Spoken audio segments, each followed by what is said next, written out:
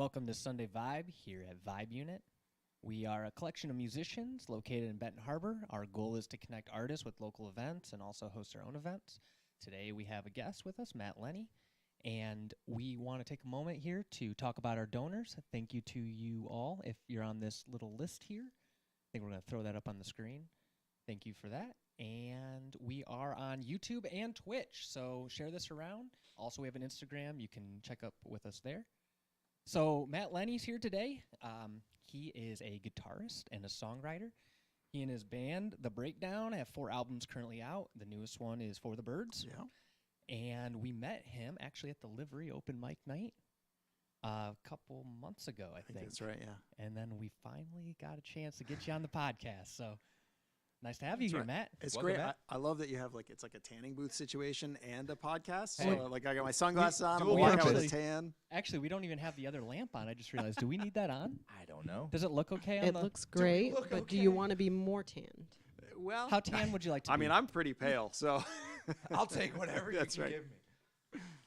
yeah, it's awesome It'll be to very here. jarring.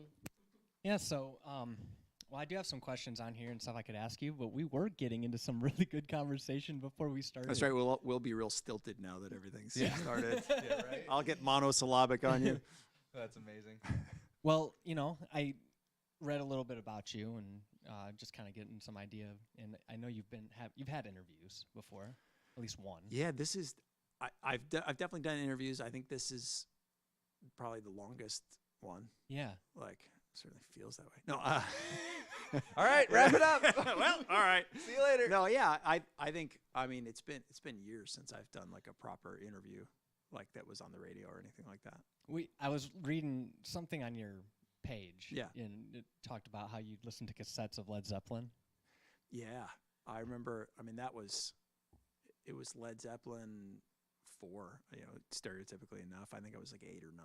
You were young. Oh yeah. What somebody gave me about that music like stood out to you?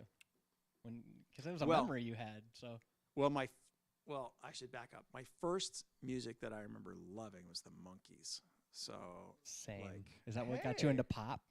that was like I didn't know genres or whatever, but my dad went on a business trip, you know, and as dads do, they come home with a little gift for you, right? And Yeah. and I'm sure he must have, I mean, maybe he bought it somewhere, but it has no thematic connection to where he went. So it seems like in retrospect, as an adult, it must have been an airport gift when he was like on his, shit, I forgot a gift. Hey! So I think, but you know, I mean, those tunes, Last Train to Clarksville and Daydream Believe, great tunes. So I was really into that. And that was the first concert I ever went to see too. The Monkees. I saw the Monkees on the Pool It reunion tour with Weird Al Yankovic Oh opening. no. What a weird combination. I'm so old. Ashley is such a fantastic. big Weird Al Yankovic fan. Yeah. I don't really. understand him. I don't understand She doesn't him. like him at all. Oh yeah, I was like 8 or 9 or something. It was like the 80s. Weird Al and, is like, really cool when you're 9, though. Weird Al was formative for me because in some weird way, like all the songs that he did his versions Yeah. of, I would never have been allowed to listen to those songs, but somehow it was Oh. different when it was the parody. Yeah, because it's Edith. Don't or ask me whatever, why, yeah. but yeah. that's very funny. So yeah, it was the monkey. That was and I didn't know who Weird Al was, so it was Okay. very to like you guys was like, what the hell? And there's like a dude running around with an accordion, and like it was like, and I didn't really know those tunes either, so I was just like, what is this? And then but it's good bragging rights that my first concert was the Yeah, Monkees that and is Weird kinda Al. cool. Wow. Yeah. What a bill. Like yeah, I don't right? even understand that. Yeah. But that's okay. But if the Monkees didn't have Michael, what's his name? Oh shit, I'm failing as a Monkees fan. I'm not a Monkees fan, so I can't help you. Oh man, I am a fan of the Monkees, he helped. but not He a helped fan. start MTV, and his mom invented Why don't you look it Whiteout. up? Why can't I remember Pull his it last up, name Jamie. now? I am. Thank you. It just escaped me. Michael Nesmith. There you Michael go. I was just saying Nesmith. Nesmith. He has yeah. he's a fascinating dude. Like Yeah. he was like he wrote Last Train to Clarksville, I think, and he Hmm. wrote a bunch there. Anyway, so I was into that, and I had some friends who were real seriously into music, and like went on to like they still do a lot of music to this day. John and Steve Rogers, and they had this band Mighty Purple, which like I grew up in Connecticut, and they were like the band. Like Yeah. I worked in guitar shops later. Like years later, I met John Mayer at this guitar shop Yeah. or whatever, and I was like, he's from Connecticut, and I was like, oh, you know Mighty Purple? It's like, oh yeah, I used to open for them. It's like they were that band that Right. like the touchstone for anyone who was anywhere near that age in that region.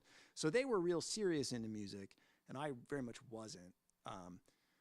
But I heard Led Zeppelin and something about that, but I really got into it when I moved to Oklahoma because I grew up in Connecticut. And so I was like, I liked music, but something about what I liked about Led Zeppelin specifically was that, which I always thought and still think is different from any of the other blues-based rock and roll stuff, is there's like,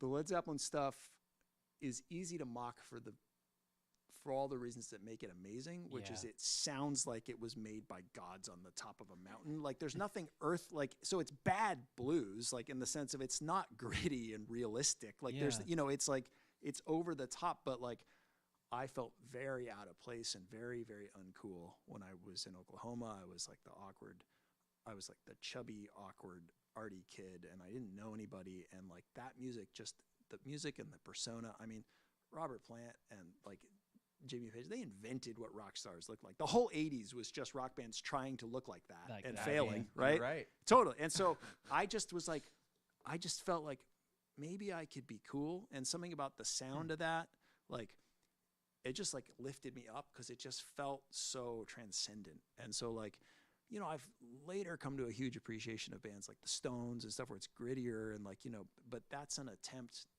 to sing about real life to some extent, which is not an attempt that a song like Kashmir is making, right? Like, not an attempt. And I needed that. Now, I mean no sarcasm Yeah. at all. Yeah, Says Ashley is actually a Led Zeppelin fan. Woohoo! All of her formative rock This is true. listening was Led Zeppelin. Her Yeah. dad was really into that. So. Yeah. And I didn't listen to Led Zeppelin growing up. Sure. Yeah. Because I grew up pretty religious. Oh, yeah. And that would have been That would not that'd be good. been a no-go for me. John, I think, was in the Same. It's funny you actually mentioned that, like Led Zeppelin being like some sort of like fork in the road, or some sort of formative thing, right? I remember someone that I knew like as a child, or really in high school, kind of, and I remember them being in similar circles, right? Like super religious, conservative kind of thing, and them discovering Led Zeppelin, having kind of this light bulb moment of like, holy shit, this is it. Yeah. Like, this is music. Yeah. Like, and this is what, Yeah. there's something here for me or whatever, Yeah. like some attachment to it. Yep.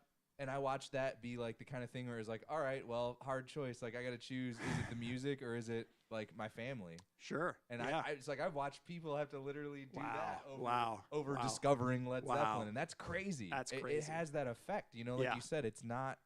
Part of it is the sound of those records. Yeah. Like, again, there's, When the Levee Breaks oh my drum. God, that I didn't song. understand how important all of that was until later when I listened to it, mhm. and you're like, Very. how am I doing mix work and haven't heard every single. Jimmy Page as a producer, just those records, the drama in those records, they sound today just as compelling as they ever. Like you didn't have to go back and remaster and do all that shit. Like they, you go back and they're remixing the Beatles and they're doing, and it sounds, it sounds really cool. But you didn't have to do that with the Zepp stuff because Right. it sounds timeless. There's like an artsiness to it too. Like the way they did it all was so like it's the sound. If you touched it now, it it's the wouldn't light in the shade. Hey, Yeah, talk that's talk Jimmy about Page's thing. committing to stuff on the way in, Yeah. though. Oh Like we my were talking God. about earlier. I mean, Yeah. that's what those records are, yeah. And Oh, so it's yeah. like, what do So- you have to have foresight-wise to go, nope, that's the right call, and then Yep. like you said, have it be able to ride on that for however many I decades. mean, when is that ever going to not sound great? I don't know that there. Right, will I ever can't, come a I time. can't, I can't. And it's because it's not, I think that might be partially related because it's not trying to sound organic. It's not, it creates a world, right? Like those records make a world. And he was so into the hypnotic quality of the blues and of like Indian music and all these other things. And so they weren't trying to be, I don't know, like there's something to that there is a timelessness to it because that's part of the aesthetic they were after was that sort of suspension of time. You know what I mean? The idea of creating a world. Yeah. I suspect that's why you like Radiohead so much. Or when you were younger. It's funny. Radiohead. So I'm 46. I was born in 1977, right? And so like the early 90s was my high school years. So I should have been like, I hate 90s music. I fucking hate it. Like I was never into Nirvana. My reaction to all that stuff was just like, why are you all such whiny people? You're rock stars. Like Very the Beatles, whiny. Elvis didn't know what was coming. But if you are going to be a rock star in the 90s and then complain about fame, it's like, what did you think was going to happen?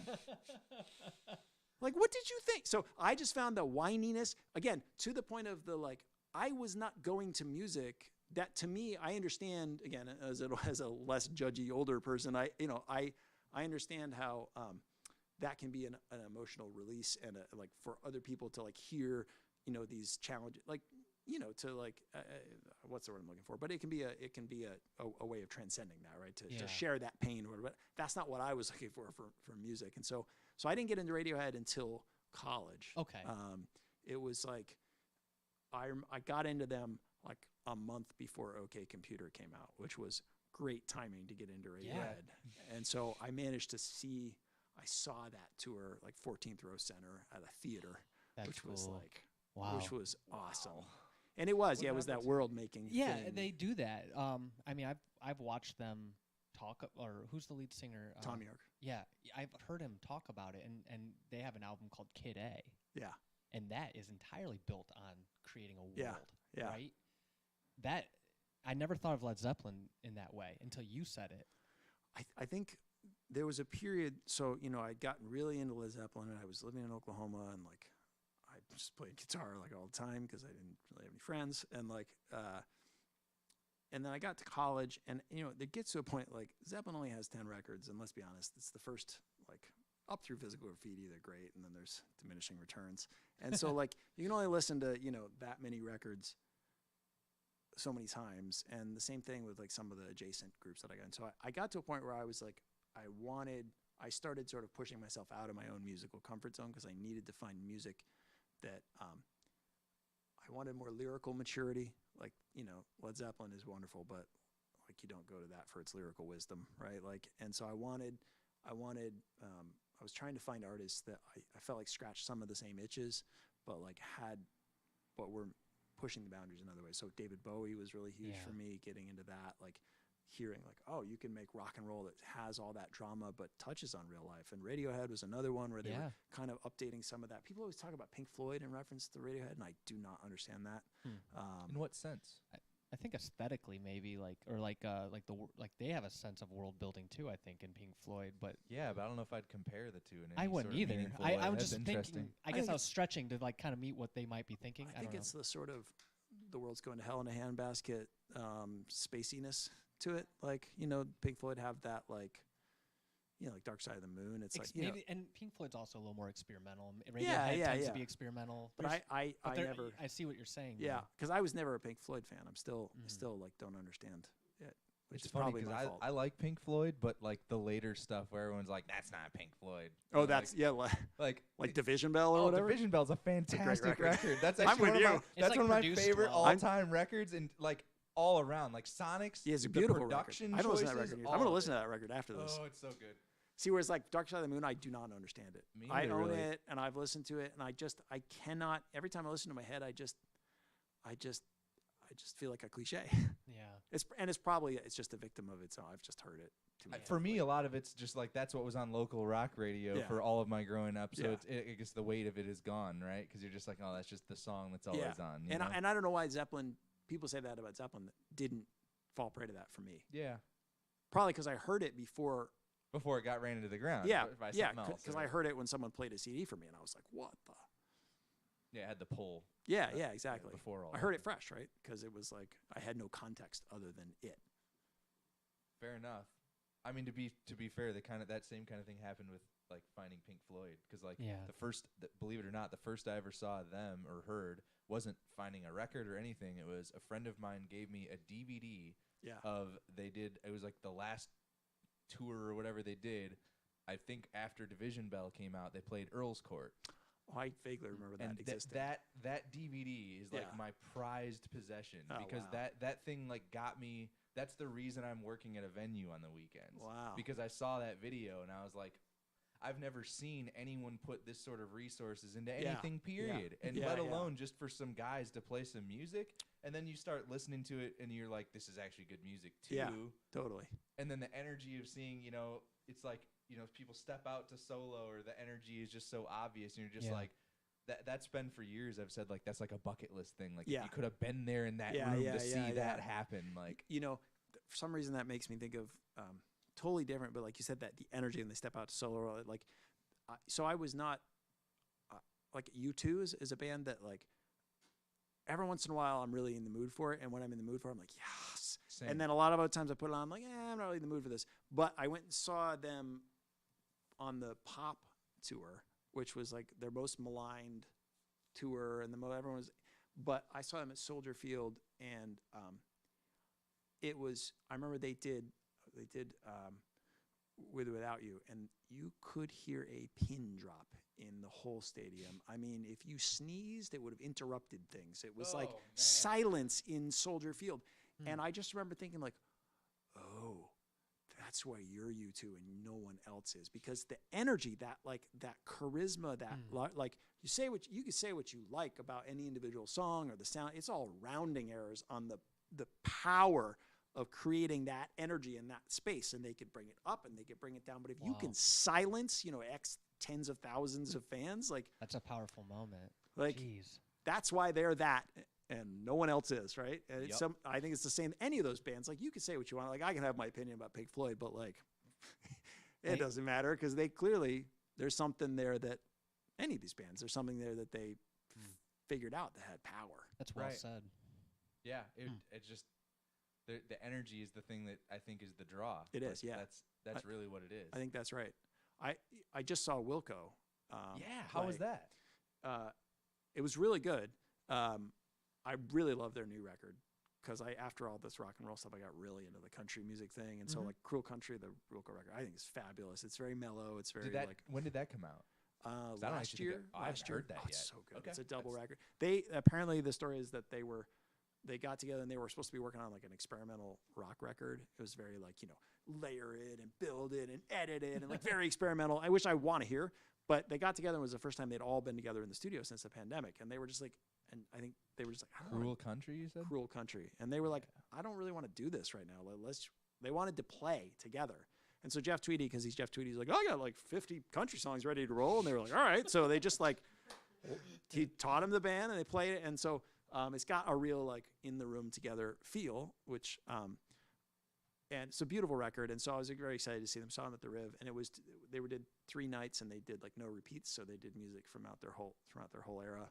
And it was really good. Like some of their jams lose me a little bit. Like it's a little just like noise rocky punky at times. But those songs, they've got some undeniable tunes. Of course. Like, undeniable tunes. And like, and to the point of the power, like I'm increasingly, and just tell me to shut up if I'm talking too much. No. Keep going. I am increasingly of the opinion that, cause I'm so hard on myself, and like, I'll make a thing and then I'll try to do something in a certain genre or whatever. And it just, I can always hear all the ways it failed. Always. And so like, I am increasingly of the opinion that like once you get your material above a certain level, there's a floor, but once you're above a certain level, the difference between the Men and the Boys or the like some like a less gender, like the difference between like people really giving a shit and it being something like, oh, that was cool, is how much you believe in it in the moment.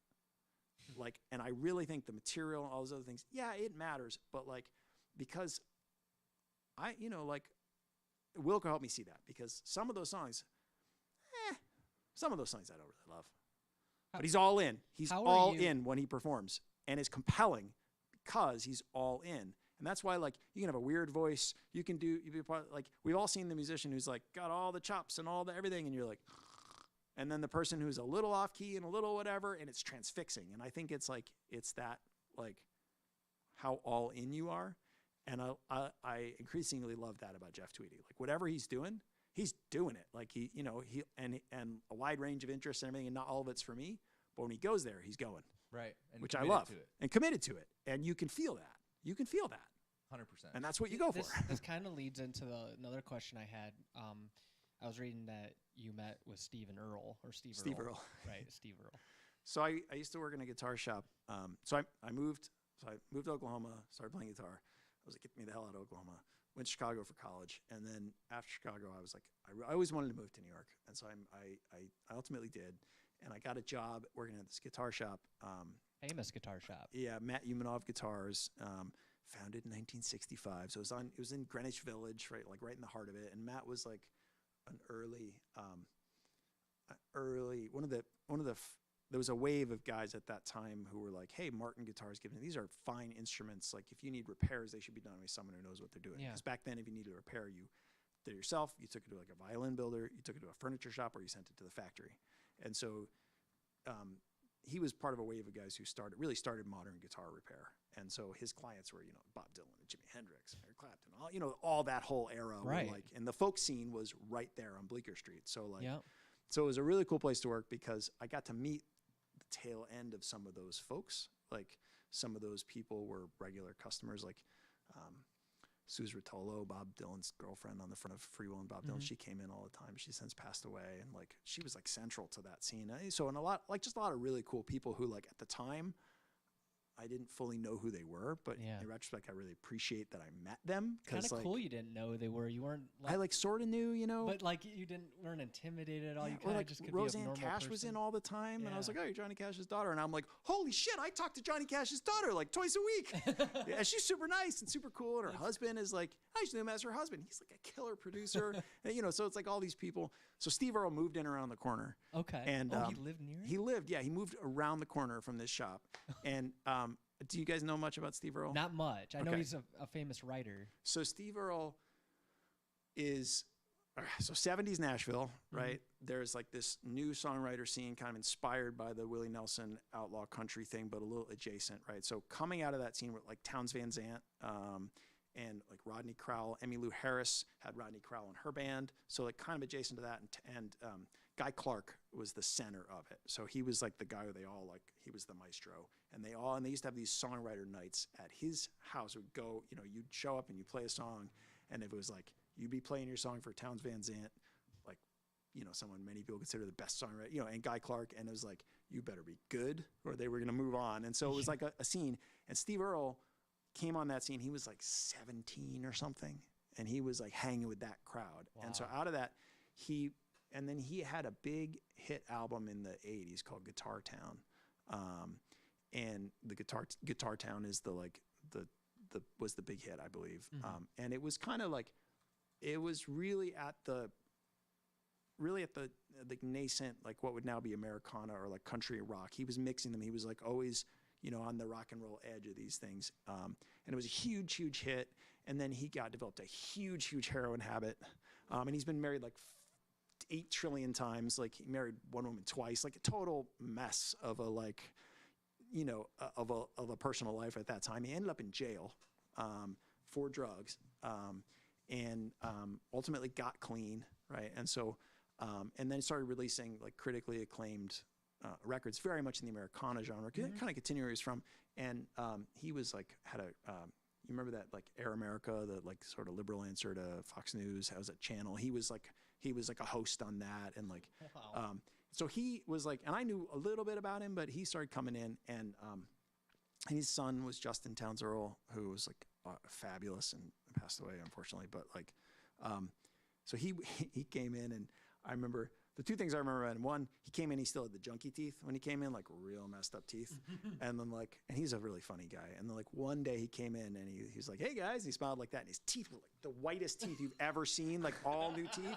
You gotta warn us. And I was like, whoa, Steve. He's like, yeah, I got new choppers. So I was like, all right. Like just awesome.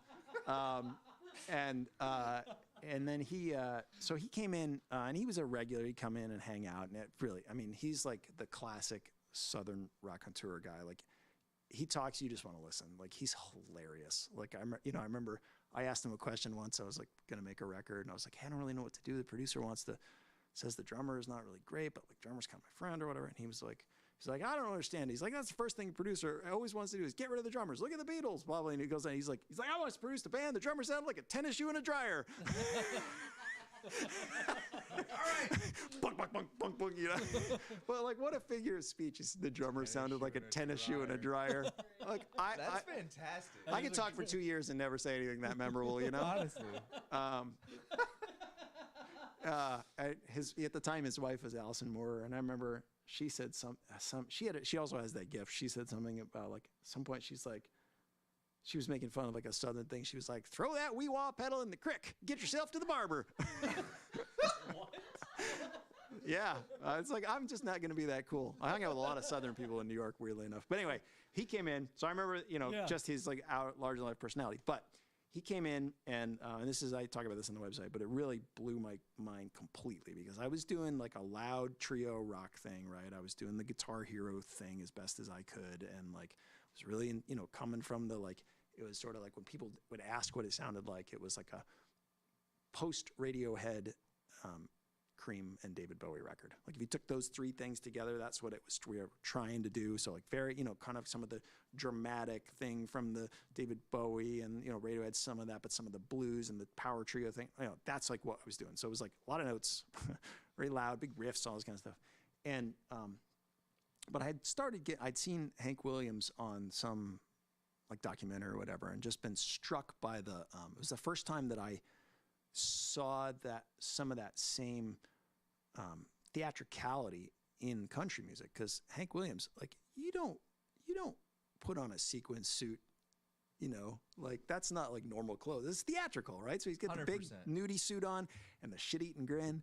He's going and cold heart or something. And I was just like, whoa, wow. So that was like the first time that, because country music for me had been like the enemy, because I was like in Oklahoma and very much culture shock. So I was like, and it was also 80s country, which I'm learning to appreciate some of that, but at the time, no thanks.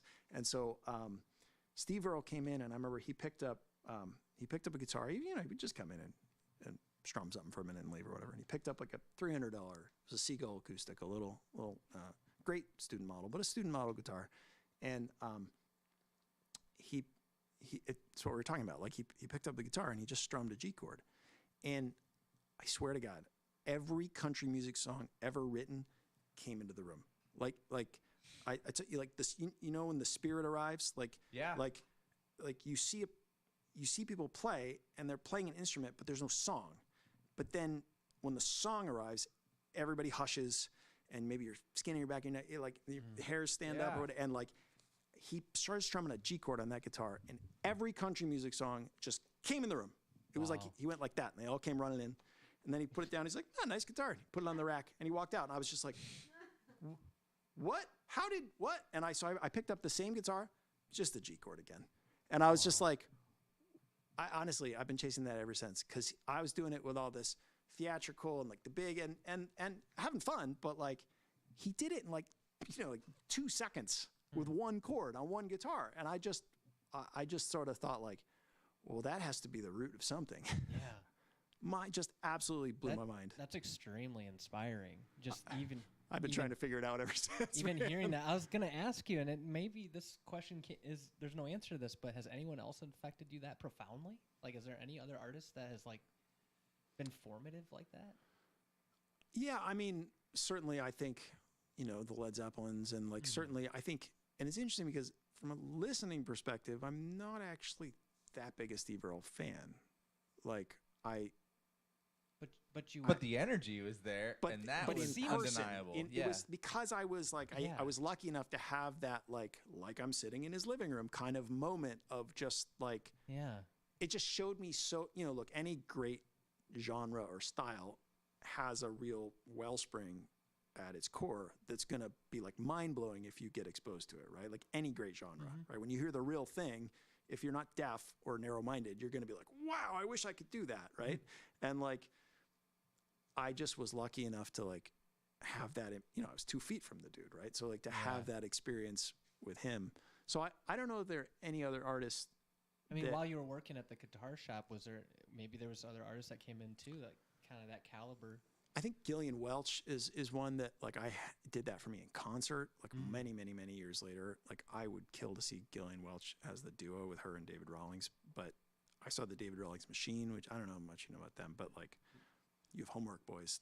Hey, listen, my Title account has been in another tab, and every time you mention something I haven't heard, I just add it to my list. Gillian Welch, David Rawlings, dude, they came in and they were so cool. In retrospect, like now I'm a huge fanboy, so it's probably good that like I wasn't at the time, because I was just like, oh, you're Gillian Welch, sure.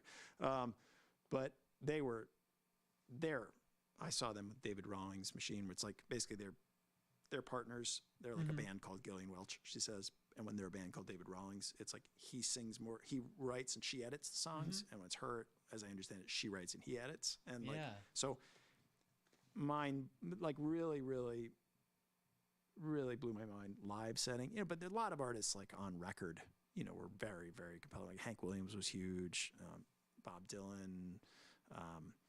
Sometimes Bob Dylan, I feel like I'm still wrestling with trying to understand why he's great, because sometimes I'm like, everyone thinks this is great. Maybe this is garbage. And then sometimes I'm like, oh my God, it's so great. I can't even process it. And like, sometimes I'll have that same reaction, like 5 minutes apart on the same record, you know, on the same night. So like, that tells me it is great, because like, I can't quite, it keeps escaping me, which means there's at least interesting. Other huge, Spoon was another huge influence on me, like, which I sort of feel like now internalizing a little more. But I remember hearing Kill the Moonlight around that era where I was getting into the like trying to find other sources of good rock and roll that had new depths and new things to talk about, and Kill the Moonlight by Spoon. And I saw that like they were played a club in Chicago called the Abbey Pub, not a big place, on that tour. And that was one of the best shows I've ever seen. Man, it was good. Those are sometimes the best ones, though, when it's like a random one-off and like not the big room and not those you are know always what I mean? the best. Yeah. And I've been really lucky to see. I mean, I saw the White Stripes at the Metro. I saw Spoon at the Abbey Pub. I saw Wilco perform 5 songs from Yankee Hotel Foxtrot at Martyrs in Chicago, which was like about the size of the Livery. You mentioned a moment ago how you notice like bands that like kind of push the limit are ones who believe in their songs, like, and they'll just like, you know, express it while they're performing. They're very like, you know, they express it in such a way that they believe in it, right? And the more you believe in it, the more I don't know how you are with compliments, but I saw you at the Box Factory ripping a guitar solo like you had a full band behind you. Yeah, honestly, that the energy thing holds true there too. I agree. You've embodied it. Thank you. That was really cool to see that. I mean, I was, and I even mentioned it, I was like, I can imagine. Like, because the way you were performing it, I was filling in the pieces behind you. That's awesome. Like, It's the kind of thing that makes you go, I just wish there was... Why is there no bass up there? No drums or anything? Like, you and me both. I'd be running up there right now. Well, that leads into my next question. You know, like you're in you come from such a large musical rich world. Yeah. And then you move here. Yeah. And now you're a family man. You're settling into this area. How does it compare? Like, what's it like living here compared to being in such a, you know, the contrast has got to be interesting. So there's a lot of layers in that. So living here, I think, like, we really like it. You know, my wife and I met in New York, and she's a fabulous, she studied voice at NYU. She's the real singer in the house. And I was doing theater and voice and stuff. So, and I was in New York, you know, chasing the dream in New York. And, you know, we got to a point where, we knew we wanted to have kids, and we didn't, you know, we didn't have family. Maybe if we did family in New York, anywhere in the East Coast, we might have done the, like, you know, move an hour outside the city or 2 hours outside, you know, something. But like, it didn't really, if we were going to move and not be in the city, like we're in Brooklyn or something, then why, you know, Chicago's a 2-hour flight. It's not that different, honestly. Right. Like, and so when her family's from the Chicago area, and my sister was in Chicago, and I had friends there from school. And so we moved to Chicago because we wanted to have, you know, not spend $1 million, which we couldn't have done anyway, for a 600 square foot apartment, you know, like that's, so we were able to get a house and lived in Oak Park. And, you know, Chicago's a city that I always like and never love, if that makes sense. Whereas New York is a city that I love, except on the days when I hate it with a burning passion, but man, do I love it. Yeah. And Chicago, I like it. I always like it. I never hate Chicago. I never love it. And so living there was great. It was a great place to start having kids. And we had a cute little house in a suburb called Oak Park. And it was, you know, it was really good. Pandemic hit and all that stuff. But I think we just got to a point where we just sort of felt like, you know, we either want to go urban again, like suburb living just wasn't, I don't know, we met nice people. I don't know, it just didn't just like neither fish nor fowl. We just want to like go urban again, right, and have that experience, or go less urban. And so we had come up here for the first time when Archer, my older son, was first born, because we couldn't go on the normal family vacation. And so we came up down to Union Pier, and we were just like, oh, this is really nice. And my wife loves being by the water. Like for her, that's like I really like being by the water. I love being by the water, but she loves being by the water. Like for her, it's like a soul-filling thing. And obviously, like Michigan's amazing. And so we liked coming up here, and then we started kind of coming up here whenever we could. And so we kind of some combination of random opportunity. There's a Montessori school, and my wife's a Montessori teacher, and they found out she was a teacher, and we were enrolling kids in summer camps, and they're like, you want a job? And it was like, oh, maybe, sure, yeah, okay. So then we're like, well, I guess we should live up here. And then so we ended up moving up here, and just to try it, you know, because like we just wanted to try something different. So on a personal level, like we really love living up here. Like the only thing that I miss is like Thai food. Like that's, you know, you got to drive a little bit, my friend, because there's so much good food and drink and everything, but it's all just like farm to table American or pizza. And I'm like, I would kill someone for like a place I could order some pad Thai on a Tuesday night and not have it be a big pile of tasteless grease. So anyway, that's the only thing I really miss on a day-to-day life level. But otherwise, like, do you find you like so you like the water, you like that and stuff, and our neighborhood's great. Like we like the small. We live in Stevensville, and it's like it's got like our neighborhood is awesome for the kids, so they can do the thing that like I grew up doing, which I didn't know existed, where you know they get home from school and they just run outside, and we're like, see you in 3 hours, and we have no idea where they are, and I don't have to worry about it, and there's no cars coming through. It makes me happy knowing that's even possible. It's amazing. Because there's a part of me that maybe is just like negative about that. I'm like, kids don't even get to experience that They're anymore. outside. We have to practically like get a grappling hook to pull them inside. Like they'll That's be out really there. cool to see. Neighbors are ringing the bell at like 8. You know, in the summer here, it's like bright until, you know, the sun goes down at like midnight, you know, so that's like, you know, the kids are outside at 8:30. We come home and there's kids I've never even seen before playing basketball in our driveway, which is awesome. Awesome. So you're a songwriter. Is this area inspire any sort of that creativity? So yeah, in the music scene, I'm still trying to figure out. Us too. Yeah, us too, right. So happy to have you on. Yeah, Nice. It's damn. I was hoping you'd just tell me. That's what I'm hearing. So we can work together to figure this out. By our powers combined. that's right. That's right. We'll make a $10 profit eventually. So I think that it is.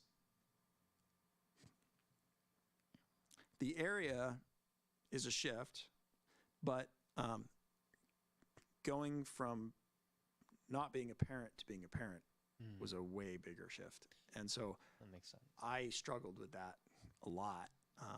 And I'd like to talk about it a little bit because Go ahead. like postpartum depression is like a thing for men as well, which I didn't actually know, but boy, is it. And so when we had our first kid, that was probably the hardest 6-month period of my entire life. And yeah, like it was scary. Like it was getting to the point where it was borderline, like maybe I need help. Like, because babies are hard. And it's certainly hard on mom, so she's not sleeping and a lot of hormones going on there. And baby doesn't care about dad at all. Like you might as well be a tree for the first few months, right? Like, and I just sort of felt, and I wasn't like touring or, but it just felt like a lot of doors were closing, right? Because now my opportunity, now I was like, I'm not going to be a deadbeat dad. I'm not going to just disappear. I'm not going to like leave my wife to just be like, good luck. Like I feel bad now when we have like, we're doing a weekend of shows, and like I can do that because my wife supports me and believes in what I do and is willing to take on being a solo parent for like 5 days or 4 days, which is a lot.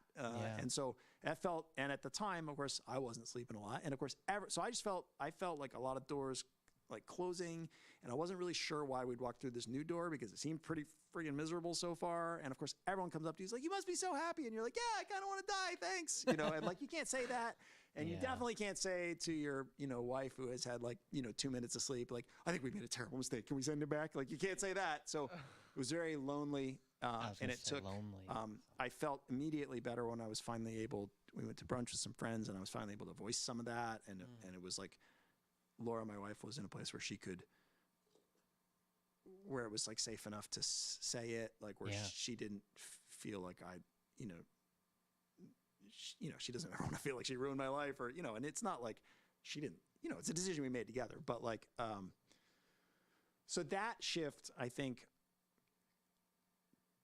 it took a long time for me to get back to any seriousness about music. Like I played, but I wasn't writing and I wasn't doing anything. And so it has been interesting the ways in which I feel like maybe it tightens some horizons, right? And I think there's probably something akin to that moving up here, where it closed a lot of doors, but it's deepened my appreciation of a lot of other things, right? And like not I can't speak for other people's experiences, but not in a like I haven't written the "Oh My Precious Child" song. I'm not temperamentally suited to write that song. Like it's not a song I'm capable of writing, and but it has maybe being forced up against those limitations and realizing like how little in life how small we actually are and how little you have control over, I think has deepened my songwriting. And so I think that moving up here,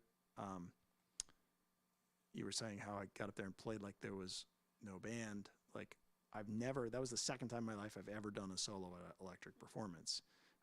And one of the thread that always has derailed me throughout my career is I've felt very schizophrenic, because on the one hand, I love the country music acoustic guitar thing, and the current record is very driven by that. On the other hand, electric guitar is the thing that was my first love in music. And it's interesting, live, this plays up live, people have always historically commented on my electric guitar playing. That's always the thing that people are like, wow.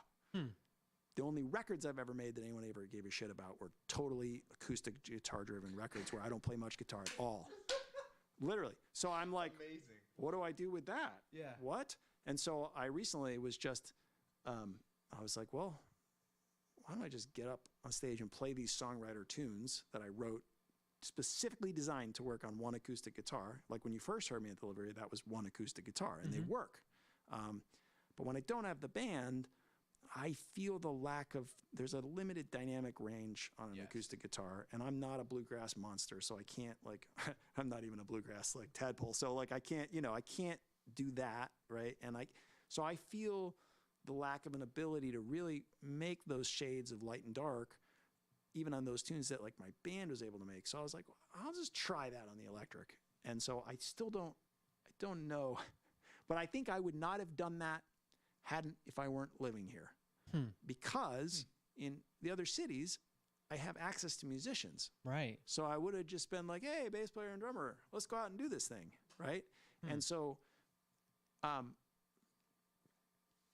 think jury's still out, right? I'm still trying to figure it out. But I think that, and even some of the stuff we're talking about, like the covers and the fact that I am in a position currently where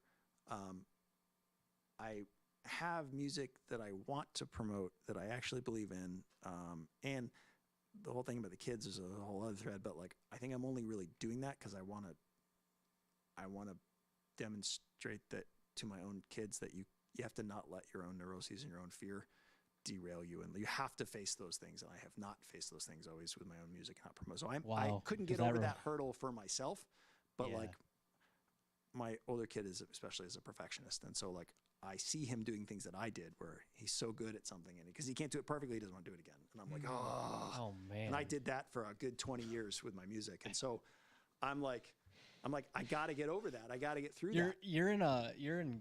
Okay, that's interesting. I didn't gather that from you until you said it. But that is actually something I think John and I both can relate to. We're in good company. Yeah, we're all very similar. That is something we've actually talked about on here, that OCD. Yeah, that perfectionism Thank thing. you for bringing all that up, because it's really nice to know we're not the only ones who feel that way. And it's hard. Yeah, it is. And you know, you can read, like for me, I would just make a record and be like, I can do a better one. I can do a better one. And so, you know, maybe to some extent, maybe I could. I mean, to something that you sort of hope you can, because that's the point of being an artist. Like, if you don't feel that way, like, you're kind of done. So, like, Right. and it's easy to be like, oh, it's bad to be a perfectionist. But somehow, like, I was always like, yeah, for other people, but not for me. And so, like, yeah, I'm fine. It's cool. I'm totally, that's why I have no career in music. But, like, you know, it's Before fine. we streamed, I mentioned I don't like performing, and that's part of it. I'm OCD about stuff like Yeah. that. One of the best pieces of advice I ever got about being on stage, which kind of, I think, is maybe the seed that germinated into my idea that it's the level of commitment that matters more than anything, really, is I was having a gig where, gosh, I was brand new to performing, like young, and singing's not a thing that came naturally to me. I've spent many, many years in voice lessons. Now I'm proud of my voice, and so that's part of it too. Is I feel like I only now have the tools that I needed 20 years ago. Only now do I have the tools to do what I want to do. But I remember playing and just feeling like, this is not going well, blah, blah. And there was a singer, this guy, Billy O'Neill from this band, Oh My God, who were one of my, you asked about musicians who impacted me, Oh My God, in Chicago. And I later joined that band and toured with them. And they were like, I was just a human. I went to everyone, a huge fan, like one of the more reliable creators of that moment where you just go, what? And Billy was amazing, is an amazing singer and performer and theatrical and just, so like one of my heroes, you know, and a friend. And he was at that show, and I remember like we took a little break or whatever, and I was talking to him. I was like, man, I just feel like, you know, blah. And he's like, man, if you stop to ask if it's any good, it wasn't. And I was like, Oh God. yeah, you're right. So like if you're on stage and you're starting to ask yourself, now it's bad. Yeah. So like as soon as you feel that thought starting, you have to kill the thought and get back to the song. Just get right back to it. All you can do is do it and then assess it afterwards. Wow. And that was very helpful for me. I'm curious about something. You mentioned like not having the tools, like you're talking about your voice, like let's say when you I think started, that was right? the big one, yeah. And then you combine that with this idea of like some ultimate perfectionist sort of ideal, right? It's a Like, vicious combo. does it make you ever want to like go back and redo Go like back and stuff slap you do myself? before? No, and like just be like, that wasn't right. I could do better now. Like, because I do that all the time. Nothing's ever done to me because every time I make some improvement or feel like I know more than the me that made that thing did, I just want to like throw it away and start over with what I know. I highly recommend getting derailed for a really long time and not hearing something for multiple years and then being like, oh, that was really good. That's good Like, advice. Oh, that was trash. There was no amount of fixing the vocal or overdub that was going to make that a good tune. Yeah, that was just trash. So you're saying time kind of puts everything in context. That was, I think, one of the great gifts of stepping away from everything for so long. From kid, like any kid-related gift is going to be a gift full of spikes. Like it was a gift in the sense that I couldn't pay attention to it for a long time, and so I went back, and at some point, I don't remember why, but I had to go back through my hard drive for a bunch of old stuff, and I remember there's some stuff that I listen back on, I'm just like, well, or like it's mostly in the writing for me, because I think the one thing that I always did was, like, especially after that conversation, was all my favorite artists threw themselves in. So I do think if there was a seed that I always did have is that, like, I'm all in when I'm on stage. And so, and I'm pretty good, I think, at being all in when I'm in the studio. And so when I hear them, usually sometimes I'm like, yeah, that singer could be better, right? And some of my very earliest stuff, I'm like, oof. Usually, though, it's in the writing, because I was insecure. I was trying to cram too many smart ideas into like one tune. So I'll be like, this is great. Oh, no, come back to the road. No one lives there. Don't go there. No, please come back. But there was one tune that I remember just feeling like such a failure when we recorded it. Because I felt like it was a good song, and I tried so hard. And I remember we recorded it, and I had a good band, and we recorded it, and I didn't love the mix, so I mixed it myself, and it was a good mix. And I was trying to write like a Ryan Adams tune, and it isn't. And so I felt ashamed. I felt embarrassed and ashamed. Like I felt like I'm just no good at this. Wow. And then I hear it. I heard it 5 years ago, something like that, 10 years ago. It was like, I guess it was 5 years ago. And at that point, the song was 10, 15 years old. And what I heard now was was all that naivete, was all the a young man trying to do something, and all the things that made it not an alt country tune are all the interesting things about the recording. All of the interesting things about that song are all of the things that I hated then. Interesting. That's really cool. Now I hear it and I'm like, oh, that was hard on my sleeve. And you can hear that the heart is on my sleeve. It's authentic and and there's some fun ideas, and it's not without craft, but it's a little ungainly. It's like a teenager where you're like, oh, you smelling a little bad there today, buddy. But and you love that about them. It's like the awkward phase, and there's something beautiful about that, and that's totally what it was. And I totally hated it, and it was totally stupid because I should have put it out. Because it was fucking good. Oh, so this is something you didn't get put out. I put it out and then never did anything with it. I mean, I was brave enough to put it out, and then I would immediately not promote it. And something I was put out and then take down and put back up and take. It was just and I'd change my styles. I'd have that schizophrenic thing. I'd be like, no, I'm gonna do the rock thing, and then I go make a rock record, and then I'd be like, no, acoustic guitar thing. It's like. I honestly, if you were designed the first 20 years of your career to make sure no fans could ever figure out what the hell you were doing or what you sounded like, I guess I could write that book, write it. I'd like the to music read it. career protection program. No one will ever find you. I promise. Well, it sounds like a lot of the things you've dealt with are things that we've also experienced in that, and I think that's part of the reason we all kind of relate to each other so well. We're all very similar in that way. I could tell that right away when meeting you that we were going to get along really well. Well. I think we're at that point where I wanted to keep it kind of concise today, but I want we can do this again, right? We could do this again. I feel like this is a deep well. We're barely lowering a bucket into. The local music scene and everything. We should do that on another episode. Yeah. I think, in fact, I can just tell that based on the energy here and your knowledge you bring to the table, just from your experiential knowledge. Oh, thank you. That has been really, just for me alone sitting here, and I'm sure I could speak for John on this, it was really fascinating just to hear some of your story of your inspirations, the experiences you've had, and then just even with the songwriting when you got vulnerable for a moment and explained to us some of that stuff. That was really inspiring to me. Thank you. Well, thank you. I mean, I'm so glad that you guys invited me and I met you guys, because it really, it doesn't take just having a few people to that you're my people. Yeah. Honestly. Makes such a huge difference. Yeah. And it was such an great, I feel honored to have had this conversation, and it was such a great opportunity, but I wanted to give you a moment to let everyone know about the things that you're doing, your newest album. I'm gonna say one more. I'm gonna try to make it concise, not my skill thing. You asked about moving up here. That's one thing that has been awesome, is that we've been here for 2 years, but I feel like, even though there are downsides, there are limits, there's not Thai food, there's there's a lot of covers venues, less original, all that kind of stuff is true.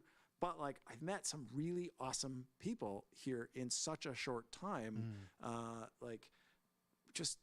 feel like there is a community here that I'm just finding of really interesting folks who are just creative and artistic in ways that I've struggled to find in other places sometimes. I had that in New York, but I was in my 20s. That's different. It's another thing to meet people like that. So I think that is something that is really special about this area that I don't feel like I had in Chicago. So anyway, I want to say that about the. No, that's really well said, and thank you for saying that too. I mean, again, us meeting was one of those things, one of those examples. Or the scene at the Liberty. That's such a great, such a warm, open mic, and really, some really at the end of the day, folks. And that's what we're existing to do. Is to try to cultivate that sort of community and have those sorts of conversations. Awesome. So that's awesome. This is kind of, I guess, just proof of that. There you go. We're on brand. Oh, wow, for once. Are we recording this? That's right. Hit me up for that, John. Yeah. Yes. So we have this record. It's called For the Birds, and it is 11 songs. We recorded it up in Grand Rapids at Local Legend Recording. Shout out to Jay Kaufman, who recorded it up there. It's the best record. I wanted to make a record I could promote, share a conversation. I was like, I'm going to make a record that I have no excuse not to promote. So I got all of my favorite musicians I've ever played with in the 25 years I've been doing this, and they all agreed to come make this record. And we went up to the studio, and we tracked it live. I didn't teach the band the songs until the day of. Like, in the studio, I'd be like, here's the song. We'd spend 10, 20 minutes learning it, and then we go track it. Some of them were first takes. None of them were more than 5 takes. We did 11 songs and 2 bonus tracks in 3 days. Wow, that's in a your Your studio. story about getting What? one super done quick is even more ridiculous now that you're saying you didn't share the material on the with spot, them before on the spot. And so, Wow. and I know I have history with all these guys, so I know, and and they're not prog rock songs. The songs are pretty simple. So like, the 13-minute epic you couldn't have done that with, right? So like, they're pretty straightforward songs. But it was, the reason I say all this is that the record is coming out on April 21st, and it is the most joyful process in the studio that I've ever been a part of, because we all love each other, the people who made the record, and we all hadn't been together since the pandemic, so it's the first time, like the last time that whole group was together was at my wedding.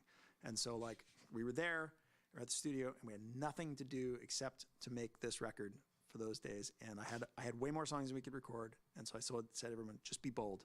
Like, we're just going to go for it. And if a song sucks, that's fine. We got another one. We'll just move on. And so it was just such a gift to be able to do it in that way with those people, that like, I know I have quibbles with the record, because I'm always going to have quibbles, but I know that I'm wrong because the spirit is there, because I forgot I was recording half the time. And like, I was so excited just to hear what everyone else was doing. And everyone said it was like one of the best creative experiences of their lives. So I'm hella proud of the record. It's coming out on April 21st. It's going to be on all the streaming services, all that stuff on the 21st. And on the 22nd, we're playing a release show at the Box Factory on Broad Street in St. Joe with, and Kate Rose is going to be opening the show, and she sang on the record as well, which was super awesome. She's amazing. Yeah, she's great. She's great. And I've never met her yet. Like, she sang on the record, but I haven't met her yet. So I'm excited. Wow. Yeah. You're in for a treat. It's going to be great. And so, and my band is coming in. And so it'll be the first time we've ever played the songs live. Will That's be so like cool. the release shows. What because time we is only, that show? It's 7 to 9. Okay. All ages show, and tickets are available. You just go to mattlenny.com and go to the shows. There's a link. It's $12 in advance, $15 at the door. Cool. There will be a bar, beer and wine, and then it's all ages if you want to bring kids. And young kids, I think 12 and under, are free. So Wonderful. Very it's good. going to be, I hope it's going to be a celebration. It's going to feel like a celebration. If I have any say in it, it's going to feel like a celebration. Well, it is for And you. We're gonna have a blast. So Well, thank you, Matt, for being on. We'll have you on again. Yeah, this thanks for letting was me great. out. We have a lot. We have so much more to talk about, so we'll have to make that part 2 and 3 and however many it takes, right? So thank you for tuning in. That was a Sunday Vibe at Vibe Unit, and yeah, thanks for having me. This is awesome. we will see you all next week.